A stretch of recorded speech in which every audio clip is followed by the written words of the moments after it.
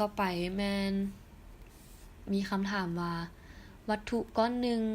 วางอยู่ถึงแผ่นมนที่หมุนอยู่รู้ว่าสัมประสิทธิ์หกถูของวัตถุกับแผ่นมนนี่นะเท่ากับ 0.25 และวัตถุวางห่างจากแกนปินของแผ่นมนแมน 0.1 เมตรถ้าบ่อยากให้วัตถุตะลุในขณะที่แผ่นมนกำลังหมุนแผ่นมนต้องหมุนด้วยความไวมุมเท่าใดเนาะก็คือเรามีรูปประกอบเนาะอันนี้เป็นแผ่นมนอันนี้เป็นวัตถุที่วางห่างจากแกนปินเนาะคือมันหมุนอ้อมแกนปินตัวนี้ซึ่งรู้ว่าวัตถุวางห่างจากแกนปินนี่แมน 0.1 เมตรและมีสัมประสิทธิ์หกถูแมน 0.25 ฉะนั้นเนาะก็คือที่เว้าไปคือเราเขียนสิ่งที่เราฮู้ออกมาก่อนเนาะสิ่งที่เราฮู้เราได้แห่งหกถูก็คือมุ้ยเนาะเท่ากับ 0.25 สำหรับมุ้ยจะบ่มีหัวหน่วยเนาะแล้ววัตถุวางห่างจากแกนปินตัวนี้เฮาหมายเป็น L ก็ได้เนาะหรือว่า R ซะ R ใหญ่เท่ากับ 0.1 เมตรแล้วเพิ่นซอกหาของไมมุมโอเมก้าเท่ากับเท่าใดเนาะซึ่งถ้าจานหมุนตัวนี้มันหมุนไปลวงนี่เนาะแสดงว่าเมื่อจานเริ่มหมุนนี่มันจะเฮ็ดให้วัตถุนี้ตะลุดกลับคืนแม่นบ่ถ้าสมมุติแห่งหกถูมันน้อยเนาะก็คือถ้าสมมุติจานตัวนี้หมุนมันจะเฮ็ดให้เกิดมีแห่งหกถูอยู่นี่แม่นบ่และมันก็จะมีความแรงกลับคืนไปจังซี่อันนี้แม่นแห่ง F อันนี้แม่นแห่งหกถู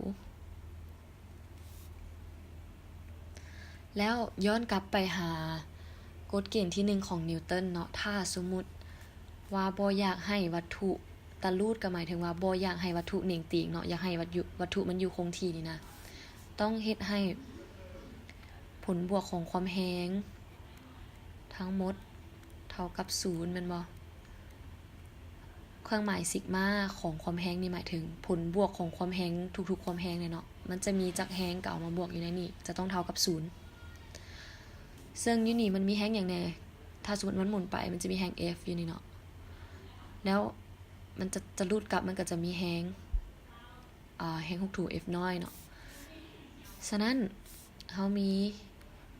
F บวกให้แฮง6ถูเท่ากับ0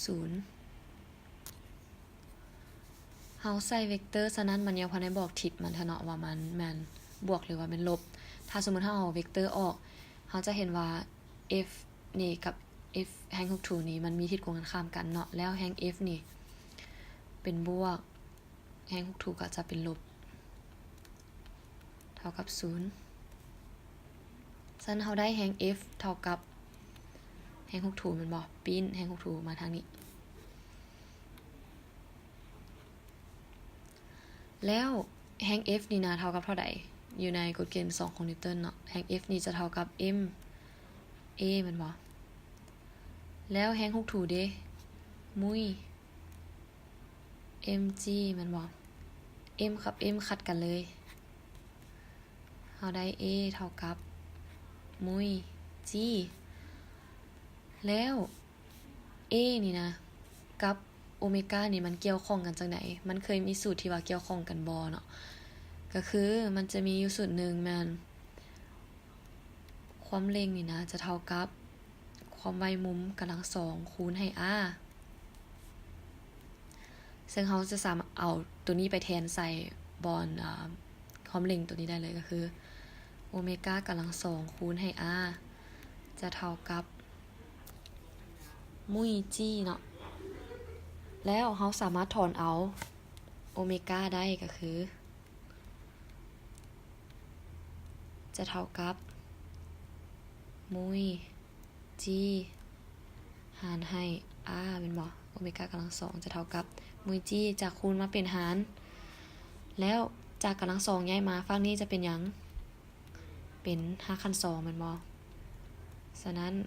ความหมายมุมจะเท่ากับมุย g ส่วนให้ r 5คัน2ของทั้งหมดนี้หลังจากนั้นเฮาแทนตัวเลขใส่เอามาเขียนอยู่เทิงนี้เนาะ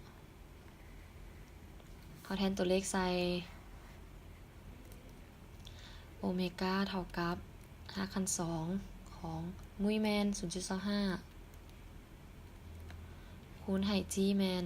หยังปกติแมน g เป็น10 แมตต์ต่อวินาทีกำลัง2แม่นบ่ r นี่เป็นหยัง r แมน 0.1 ลองหยุดแล้วก็ลองไล่เบิ่งเนาะมันจะออกเท่าใดออกคือกันบ่ก็คือความหมายมุมนี่จะเท่ากับ5หัวหน่วยแมนราเดียนต่อวินาทีนี่เนาะเขาก็จะได้แผ่นหมุนต้องหมุนด้วยความไวมุมแมน5ราเดียนต่อวินาทีเพื่อบ่อยากให้วัตถุตัดรูดเนาะหรือว่าให้มันอยู่คงคาเนาะ